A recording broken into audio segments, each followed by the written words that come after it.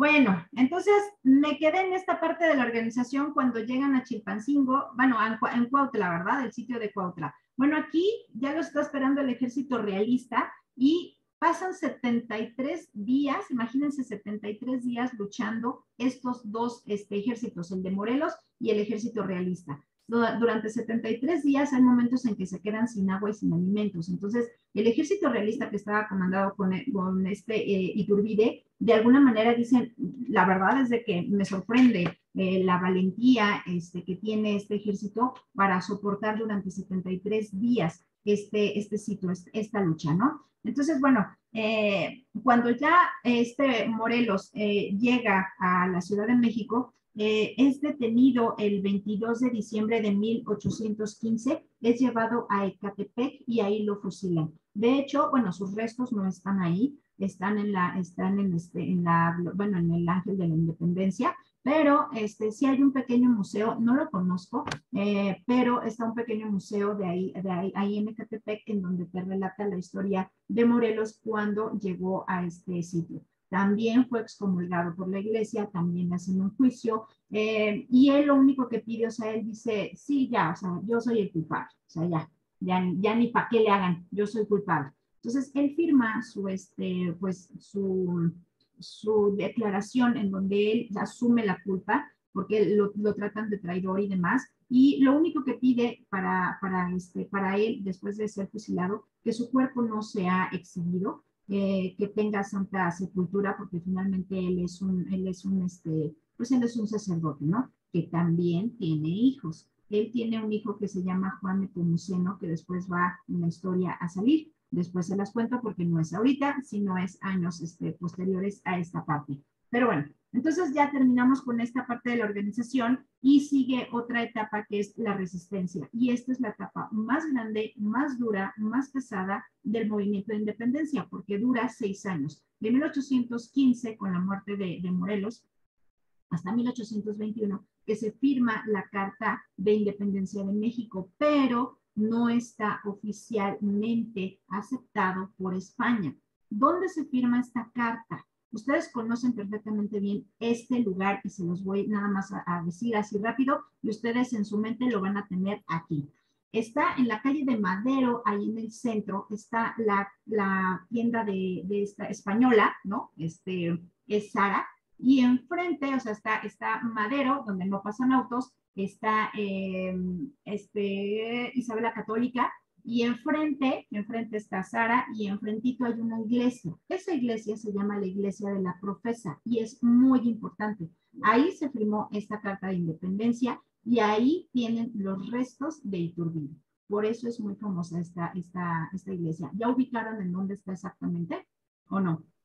Sí, sí, sí. Sí, bueno, pues esa iglesia es muy importante por eso. Y también es muy importante porque esta iglesia tiene un pasadizo secreto que pasa por la calle de Madero, o sea, va por debajo de la calle de Madero, y hay una casa enfrente, o sea, está la iglesia, estamos hablando de Madero, la iglesia, y enfrente hay una casa. No sé, antes había ahí un Burger King, hace mucho que no voy, creo que ahora ya pertenece a esta tienda Old Navy, creo, no recuerdo muy bien, pero exactamente enfrente hay una casa muy grande que pertenecía a una familia que estaba a favor del movimiento y de la organización del movimiento de independencia. Y entonces ahí se hacían tertulias literarias, se hacían algunas fiestas, tomaban chocolate, etcétera, etcétera. Y se hacían también reuniones clandestinas. ¿Y cómo sabíamos que eran reuniones clandestinas y quiénes se quedaban? Bueno, pues esta familia, como era rica, invitaba a mucha gente, o sea, invitaba a gente de la política, invitaba a criollos y a peninsulares.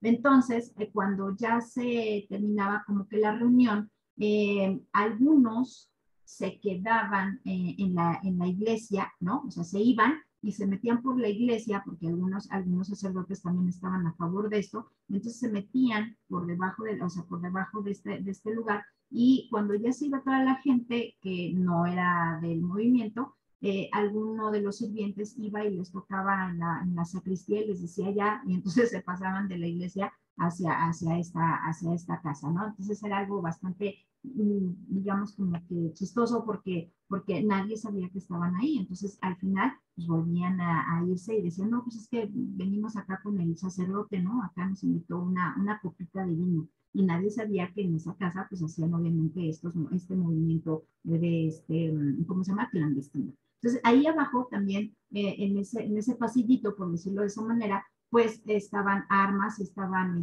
municiones para el movimiento, ¿no? Que tenía esta familia.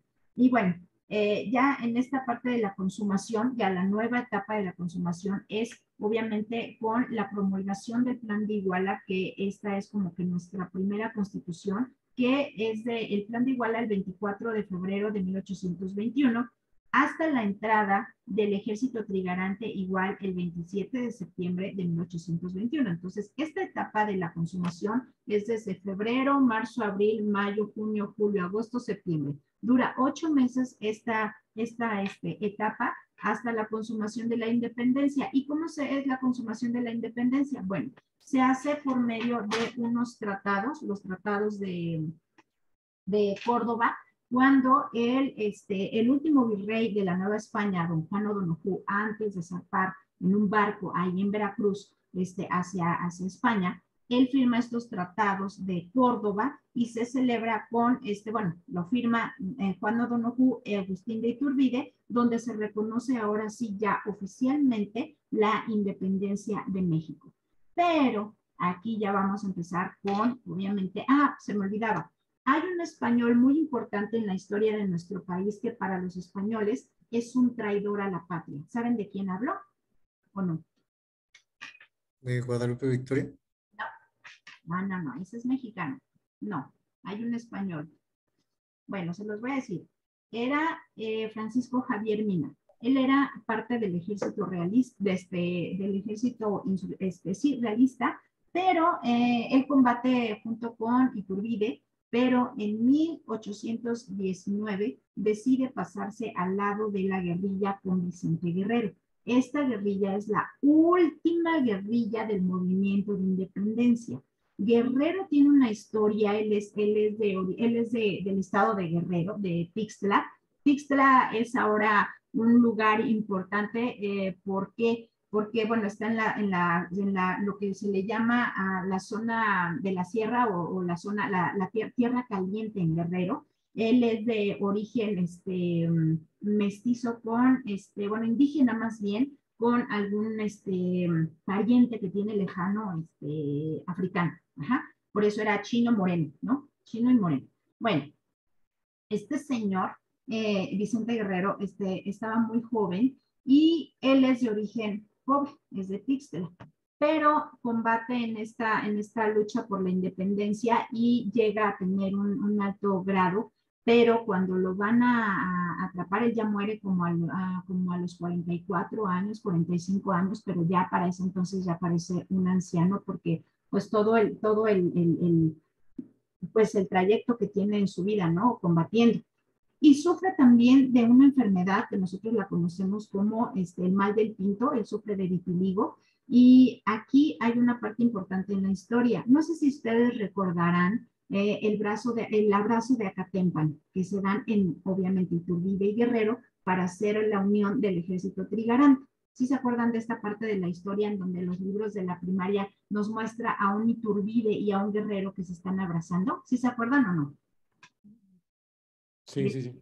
¿Sí? Bueno, y si no se acuerdan, luego la buscan. Pero bueno, esto no sucedió, no se dieron ningún abrazo. ¿Por qué? Iturbide era de origen, pues rico, era guapo, era blanco, no tenía nada que ver con las características físicas de Iturbide. ¿Y por qué hablo de esto? Porque en esa época no sabían que el vitiligo no se contagia.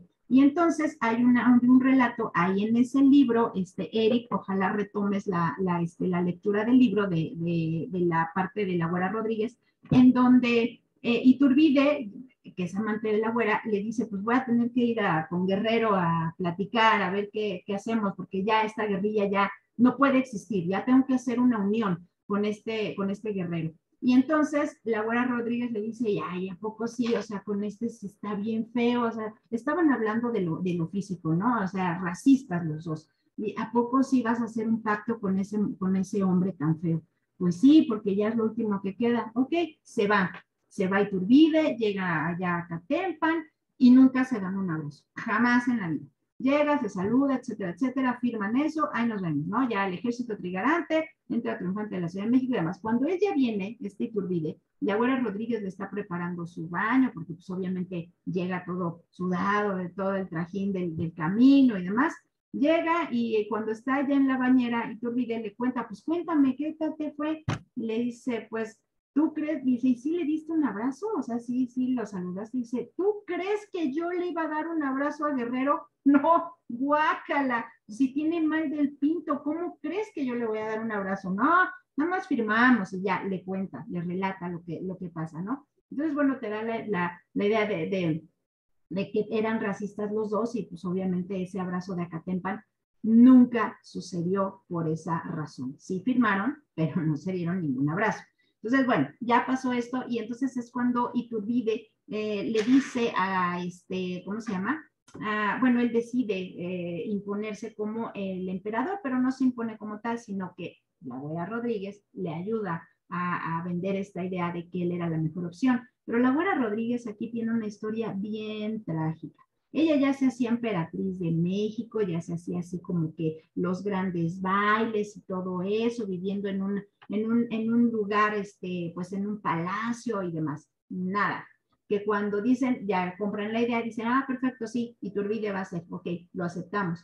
Y entonces la iglesia le dice a la abuela Rodríguez, le dice, ni soñando tú vas a ser emperatriz. Imagínate cómo se va a ver o sea, un imperio mexicano, un emperador mexicano casado o la emperatriz que es la amante del emperador. No, tú nunca vas a ser emperatriz. Él tiene su esposa, él tiene sus hijos, él tiene una familia y pues muchísimas gracias por participar.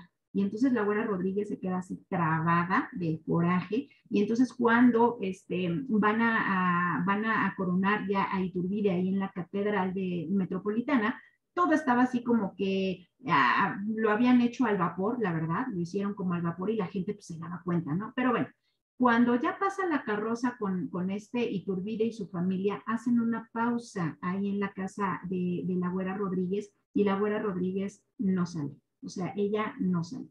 Incluso se cartea con la esposa del corregidor de Querétaro, con Josefa, para decir de qué manera podemos derrocar a este Iturbide. Yo lo puse y yo lo derroco. Pero no hubo necesidad de hacer eso. Solito Iturbide se dio en la torre. ¿De qué manera? Bien fácil. No teníamos dinero y entonces tuvimos que pedir prestado a otros países para poder tener dinero y empezar, digamos, como de cero. Y entonces lo que hizo, ya cuando nos llegó el dinero, lo que hizo Iturbide fue despilfarrar el dinero en fiestas, en cenas, en esto y aquello. ¿Dónde llegó a vivir? Bueno, pues también ustedes conocen ese lugar. Es ahora la Fundación Banamex, ahí igual, ahí en Madero. Madero tiene muchísima historia, la calle de Madero.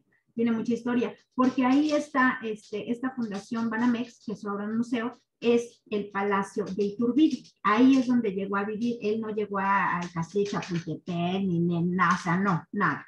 Él llegó a esa casa. Y en esa casa es el Palacio de Iturbide, y en esa casa pasa 11 meses siendo emperador de México. Y la riega completamente. ¿Por qué? Pues porque despilfarra todo el dinero. Y cuando se entera el Congreso de que había despilfarrado todo el dinero, el Congreso le dice, pues, o sea, ¿qué hiciste con todo el dinero? Pues lo despilfarré, perdone usted.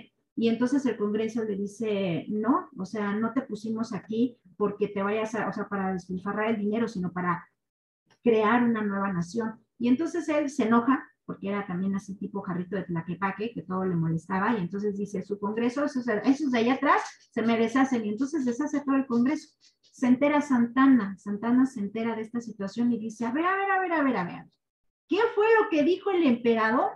¿Qué fue lo que pasó? Pues que disolvió el Congreso y que pues que ya no quiere a nadie y que él va a ser el emperador absoluto de todo esto, y que dice Santana, a ver, no, esto no va a pasar, no va a suceder. Y entonces él hace un plan que se llama el plan de Casamata, en donde él firma, o sea, Santana junto con otras personas, en hacer un nuevo Congreso y desconocer a Iturbide como emperador. Mientras esto pasa con Santana, pues Iturbide dice, híjole, creo que me van a agarrar y creo que me van a fusilar. Y entonces él, patitas para que te quiero, agarra a su familia y se va a Europa. Mientras esto pasa, él se va a Europa, después de estos 11 meses tan terribles que tuvo, que además pasó sin gloria y sin pena su imperio, más que para despilfarrar el dinero, se va toda su familia a Europa, y mientras aquí, pues están así como que, ¿y ahora qué hacemos? Entonces, está un estire y afloje entre los centralistas y federalistas. Los centralistas, ¿qué querían? Bueno, pues los centralistas querían que el Estado fuera la autoridad máxima de México, y los federalistas decían que fuera un acuerdo entre todos los estados. Aquí había 19 estados, 4 territorios y un distrito federal. Entonces andaban entre el estire y afloje, se jalaban las medias entre unos y otros y crearon un nuevo Congreso, pero fue un triunvirato, o sea, un gobierno de 3 personas y 2 como suplentes. ¿Quiénes integran este triunvirato? Porque además no funcionó muy bien. Este triunvirato estaba compuesto por Pedro Celestino Negrete, Guadalupe Victoria, que es nuestro primer presidente, y Nicolás Bravo. Y los suplentes era Miguel Domínguez, que ya ustedes saben quién es, que era el corregidor, y Vicente Guerrero. Estos 2 eran como suplentes, pero tienen ideas diferentes, no saben si centralistas, federalistas, si se jalaban las medias, no sé qué, y entonces tenemos una constitución, la primera constitución de 1824, ya como tal, como constitución, y esta que dice que debemos de tener una república federal, ganan los federalistas, y que debe de estar representado por, les digo, por 19 estados, 4 territorios y un distrito federal. Había una división de poderes, la religión, que era muy importante, iba a ser la católica oficial, y había libertad de palabra y de imprenta. Hasta aquí, ¿todo claro en 1824? ¿Todo esto bien? Bueno, pues entonces seguimos con ¿qué tiene que ver Santana en todo esto? ¿Cuántas veces ocupa Santana el poder? La ocupa 11 veces, entre idas y venidas. ¿Pero por qué entre idas y venidas? Porque los centralistas y federalistas todavía igual, o sea, no se ponen de acuerdo en estos años, y entonces a veces le hablaba bonito los centralistas a Santana y decía, sí, yo voy a decir que todo va a ser del lado centralista, y a veces le hablaba bonito a los federalistas y se iba del lado federalista. Entonces andaba entre un ir y venir esas 11 veces en el gobierno de México, y entre esas veces fue cuando perdemos los territorios de Texas, Nuevo México, Arizona, etcétera, etcétera.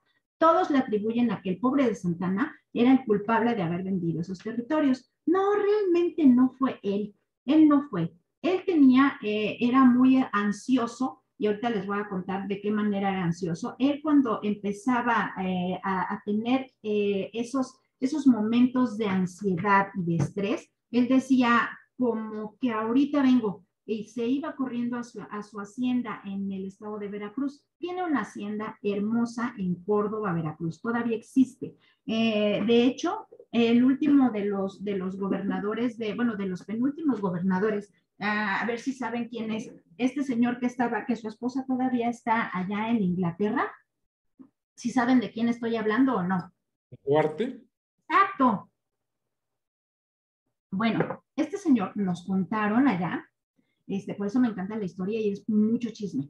Me contaron un día que fuimos a visitar esta hacienda, se llama la Hacienda del Lencero, ahí en Córdoba, Veracruz. Nos estaba contando ¿cómo se llama? El cuidador, que Duarte hacía unas fiestas, no hombre, bueno, o sea, increíbles. O sea, bueno, derrochaban todo el dinero del mundo. ¿Por qué? Porque en este lugar hay una iglesia preciosa, hay un pequeño laguito, la hacienda como tal es una cosa lindísima, búsquenla, la hacienda del Lencero, está preciosísima, y cuando vayan a Veracruz no duden en visitarla, porque es un lugar mágico, de verdad. Y entonces nos decía que derrochaban mucho dinero en ese sexenio, que hacían fiestas, bodas, 15 años, primeras comuniones, o sea, de todo, que él vio, bueno, o sea, imagínense todo lo que ha de haber visto este pobre velador de este lugar. Bueno, pues de la misma manera corría Santana. Santana corría para allá, y entonces dejaba pues a quien le tocaba en ese momento ser su vicepresidente, porque teníamos esa ese personaje, ahora ya no existe como tal, y entonces en ese momento estaba, por ejemplo, Valentín Gómez Farías, y Valentín Gómez Farías, pues él era encargado de firmar cosas, de encargarse de todo lo que era el gobierno. Y entonces cuando perdemos bueno, la mitad del territorio mexicano, estos estados norteamericanos, Texas, Nuevo México, etcétera, etcétera, Santana no estaba en el poder, o sea, no estaba en la silla presidencial. Entonces realmente no lo perdemos, no lo perdemos por él, lo perdemos por otras situaciones, que ya lo van a ver ahí en las mini biografías que les dejé, lo van a ver ahí. Bueno, después de esto, ¿qué pasa? En 1835 hay una nueva promulgación de una nueva constitución que se llamaba las 7 leyes de los centralistas. Y aquí hay una disputa, nuevamente hay una disputa del poder entre de estas formas del gobierno, ¿no? Y entonces también aquí tenemos un tema también muy importante, la primera invasión norteamericana. ¿Qué pasa? Pues ustedes han oído hablar obviamente, de los niños héroes, que muchos dicen, es que ni fueron niños ni fueron héroes. Estoy completamente de acuerdo. ¿Qué fue lo que pasó? No estaban castigados, no estaban, nada. Ellos vivían en el castillo de Chapultepec, que antes era el colegio militar, ellos vivían ahí. Sí existieron los niños héroes como tal, sí eran niños de alguna manera, creo que el más chiquito tenía entre 14 y 16 años, y eran hijos de militares de grandes puestos. Había algunos que, por ejemplo, no recuerdo quién, era uno de los niños héroes, no era el hijastro de un general, y él había decidido pues que su padrastro pues le gustaban las armas, le gustaba todo esto, y dijo, sí, yo me voy al colegio militar, ¿no? Pero eran niños de dinero, algunos de ellos. Otros pues, les había costado trabajo llegar hasta ahí, pero bueno, finalmente aquí hay una batalla bastante fuerte, y no nada más tenemos, no nada más tenemos al ejército para combatir, sino también llega un batallón, el batallón de San Patricio, llega aquí a México, que es un grupo de irlandeses que no se siente a gusto, ellos también tienen una historia bastante interesante. Llega este batallón de San Patricio, son irlandeses que vienen desde Estados Unidos buscando una nueva forma de vida. Ellos no se sienten a gusto allá, y entonces aquí se enteran se enteran allá en Estados Unidos que hay tierras, que es un lugar bonito, México, etcétera, etcétera, y ellos dicen, vamos a ver, pero también vamos a ayudar, porque no nada más vamos a llegar, ellos tienen otro tipo de pensamiento, sino no nada más vamos a llegar así, se enteran que hay una guerra con Estados Unidos, y entonces ellos llegan a apoyar al ejército mexicano. ¿A dónde llegan? Ellos llegan a un lugar que se llama, aquí en Coyoacán, ahí por el metro General Anaya, por eso se llama así, porque es la batalla del general Anaya, en contra de los norteamericanos, junto con este batallón de San Patricio. ¿Alguien conoce ese museo? Jorge o Eric, ¿lo conocen? No, profesora. Vayan, está súper bonito los domingos. ¿Dónde? ¿A qué altura está? ¿Y dónde queda? Ahí en Coyoacán, tú te vas, digamos, al metro, el metro que te lleva a Tasqueña, es la línea azul. La 2. En General Anaya, pero no del lado del Centro Nacional de las Artes, sino del lado que vas del centro hacia Atalaya.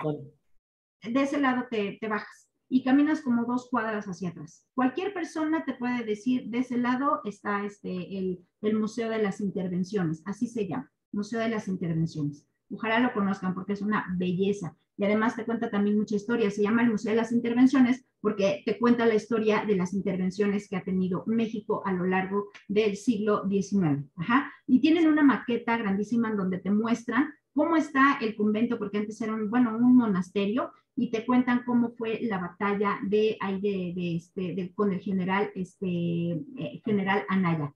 Pero la historia de este batallón de San Patricio es tristísima. Cuando llegan aquí, el general que trae a este batallón, le dice al general Anaya, imagínense en la pelea, ¿no? Le dice, oiga, ¿necesita ayuda? O sea, en esta parque, o sea, ¿cómo se llama? Municiones. Y dice, Si no lo necesitara, o sea, General Naya se muestra así como histérico y dice, si no lo necesitara, usted no estaría aquí. Y entonces, bueno, empiezan a combatir, ¿no?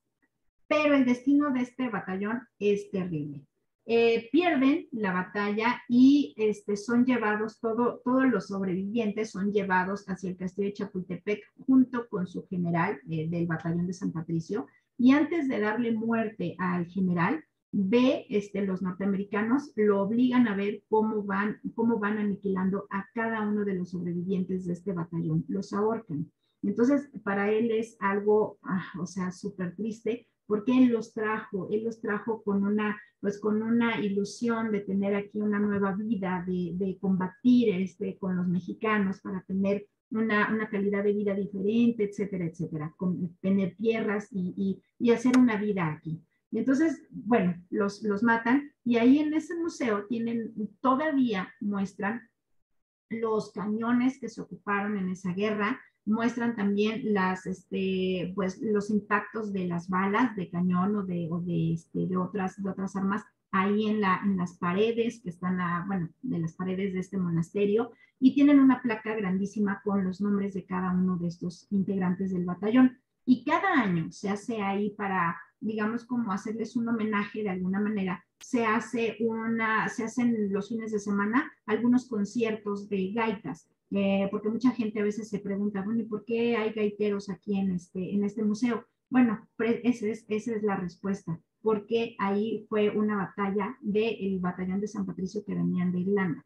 Entonces, cada año se festeja con fines de semana de conciertos de gaita y se pone bastante bien. Y también es muy importante este museo porque ahí encuentras el trono de Iturbide, encuentras algunos uniformes que fueron utilizados en esa época, banderas, documentos, la maqueta que les digo, la cara, antes, bueno, ya cuando murió Maximiliano, le hacen un molde de su rostro en bronce y lo tienen ahí exhibido. Tienen también la carreta donde viajaba Benito Juárez, ¿no? Y que ves la austeridad completa en comparación con la que tienen en el castillo de Chapultepec, donde viajaba Maximiliano y Carlota, ¿no? O sea, la austeridad es el otro lado de la moneda, ¿no? Entonces es muy importante este museo, ahí vas a aprender también mucho, y no nada más de estas guerras, sino también de la vida del monasterio como tal ahí en este lugar. Está muy bonito el sitio.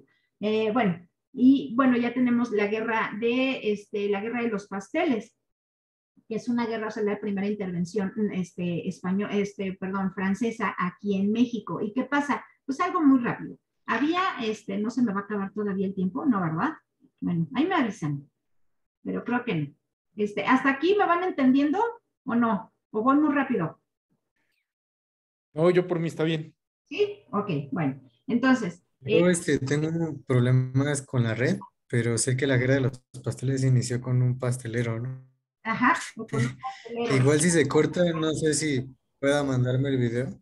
Sí, claro que sí, los voy a mandar. Ya en 10 minutos termino la reunión, ¿vale? Bueno, como dice Eric, sí fue por un pastelero francés. Este pastelero francés, pues vivían aquí en México y tenía su pastelería por allá por Tacubaya. Y entonces, en de los movimientos tan fuertes entre el estilo y aflojes centralistas y federalistas que se andaban peleando, destruyen su pastelería. Y entonces el señor dice, no, me deben 60,000 pesos, ¿no? Y entonces el gobierno de México se queda así de 60,000 pesos ¿en qué? ¿En pasteles? No, pues que sí. Y entonces el representante de Francia en México le dice, bueno, lo va a visitar el pastelero y le dice, pues me debe el gobierno de México tanto. ¿Por qué? Pues porque me destruyeron y entonces así, entonces como querían pelea, los franceses también querían obtener algo de aquí de las colonias, le dicen, me debes dinero, y ya no eran 60,000, sino eran 600,000 pesos. Y entonces el gobierno de México dice, o sea, ¿de dónde los 600,000 pesos? Finalmente llega el ejército francés a México, desembarca en San Juan de Ulúa, Veracruz. Ahí hay una pelea inmensa. México no se niega a pagar, pero en ese momento no teníamos dinero, y entonces hacen como un pacto, dicen, a ver, ya, vamos a dejarnos de tonterías, yo no tengo para pagarte, te voy a pagar en algún momento, y entonces deciden retirarse, los franceses deciden que también van a dejar el fuerte de San Juan de Ulúa como lo encontraron, o sea, ya lo habían casi destruido, y entonces pues, le van a dar ahí una manita de gato, y bueno, se van los franceses. Entonces, esa es la primera intervención francesa aquí en México por culpa de un pastelero francés, ¿no? Que le destruyeron su pastelería. Y ya por último tenemos los tratados de Lascaux, que es otro tema importante que tenemos aquí que ver, pero ese está aquí en los tratados de Guadalupe Hidalgo y demás. Ahí lo van a ver en uno de los videitos, porque tengo que enseñarles cómo va las actividades, cómo tienen que relatarlas, ¿sale? Entonces, ya nada más me queda ese tema y ustedes ya lo estudian y quiero saber si sí le entendieron a toda la explicación de la clase, mientras les comparto pantalla. ¿Qué tal? Claro que sí, nada más faltaría el Museo de las Intervenciones para entender más y acabar de leer el libro, ¿no? Y acabar de leer el libro. Les digo que ese autor no me agrada como que mucho, pero tiene, bueno, los relatos que hace, yo leí, por ejemplo, bueno, casi todos los he leído. ¿Ya se ve ahí la pantalla? Sí, ya se ve, profesor. Bueno, los relatos que tiene, pues, son muy bonitos. El de Carlota es precioso, el de Morelos es súper interesante. Yo creo que muchas mujeres estaban enamoradas de Morelos, así como lo muestra este autor. Yo hubiera sido una de ellas, yo hubiera dicho, sí, señor Morelos, lo que usted diga, no importa. De verdad, bastante interesante y bastante, pues así como lo describen, híjole, pues era bastante guapo. Aquí ustedes lo podrán ver, no era muy guapo que digamos, pero bueno, pues en esa época no había fotografías, pero así como lo relata este autor, pues era bastante atractivo. Bueno, aquí es donde están todos los materiales que les digo, que ustedes van a elegir el que quieran. Esta es la película, está muy bonita, estaba relatada muy bien contada, muy bien hecha. Estas se las recomiendo. Aquí es donde tenemos, este es Paco Ignacio Taibo II, yo creo que sí ya lo reconocieron, y aquí es donde te muestra un Hidalgo sin censura, sino ver quién era. Y todo esto, o sea, son 3 capítulos, o 3 partes, porque está larguito, pero aquí te muestra absolutamente todo quién es. Aquí ya te lo muestra históricamente, ¿no? Ya. Y luego la rebelión del cura Hidalgo es de media hora y también es muy interesante, es que todos están interesantes. Estas son las mini biografías, duran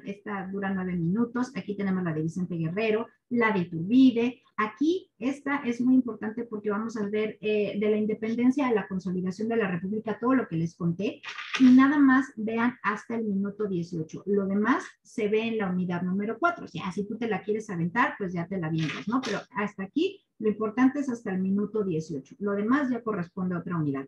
Y igual, es Paco Ignacio Taibo II, y es aquí la narración de la batalla del Álamo. Son 2 episodios porque están larguitos. Esta es la Guerra de los Pasteles, que está hecha por el INER. Son los tratados de Guadalupe Hidalgo, también es pequeñita. Y por último tenemos la biografía de Santana. Estas biografías pequeñitas les digo que me gustaron mucho porque te dice quién es y en qué parte de la historia actuaron. Y aquí están los materiales para la actividad de foro de aprendizaje, para hacer el ensayo. Aquí nos está diciendo dos lecturas, esta de Estados Unidos y el mundo en el siglo XXI y Estados Unidos y América Latina a principios del siglo XXI. Y queda muy bien porque ahorita tenemos esta cumbre de las Américas que mucha gente dice, es que ¿por qué México no participa? Y ustedes, obviamente, ya estudiantes de Relaciones Internacionales, tienen que estar al tanto, obviamente, de esta cumbre, porque, bueno, hay muchas cosas que platicar acerca de ella. Pero para saber acerca de estos temas, tenemos que leer y tenemos que saber quién es Estados Unidos y qué quiere aquí en América Latina y cuál es el papel de América Latina también frente a Estados Unidos. Entonces, aquí ustedes hay 2 preguntas que tienen realmente que, ¿cómo se llama? Tienen, ahí no, ya me pasé, que tienen ustedes que analizar. Una de ellas, ahorita les voy a decir, ay, está medio lento, se me va a cortar. Si se me corta, nada más serían 5 minutos para poderles enseñar las actividades. ¿Está bien? O sea, no hay ningún problema. Si es que las termino ahorita, ya no nos conectamos. Si no terminó, nos conectamos 5 minutos nada más. Bueno, aquí están, experiencia de aprendizaje, reflexiones sobre la intervención norteamericana. Y aquí hay una pregunta muy importante. La pregunta es, aquí está, ¿en la actualidad podemos hablar de una intervención norteamericana? ¿Ustedes qué piensan? ¿Qué piensan? ¿Que sí o que no?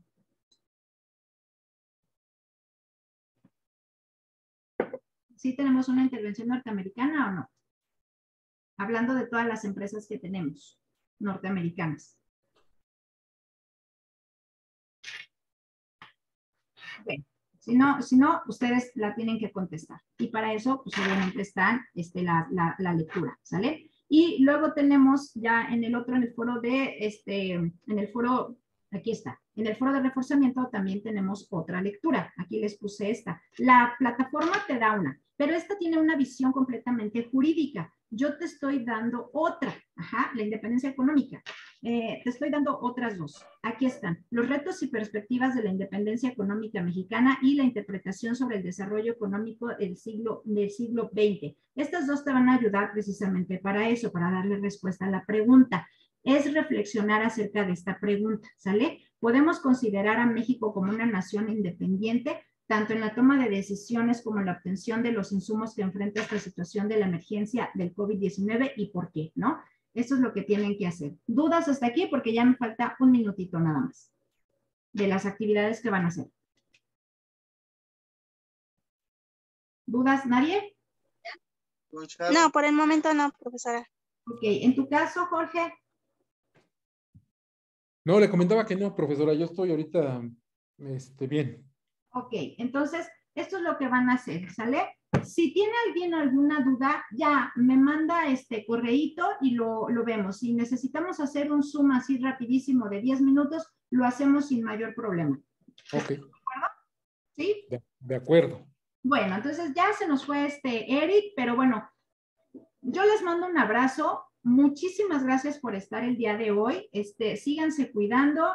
Bueno, ya tenemos como que un poquito más de libertad, pero pues hay que seguirnos cuidando. Cualquier cosa que necesiten, dudas, comentarios, lo que sea, acuérdense. Nombre completo y su grupo para que yo los pueda ayudar de una manera muy rápida. ¿De acuerdo? De acuerdo, muchas gracias. Pues muchísimas gracias y me despido y bonita y excelente noche. Bonito fin de semana también. Gracias, profesora. Igualmente, gracias, amable. Buenas noches. Hasta luego, nos vemos. Bye, hasta mañana. Gracias, hasta luego. Lupita, hasta luego.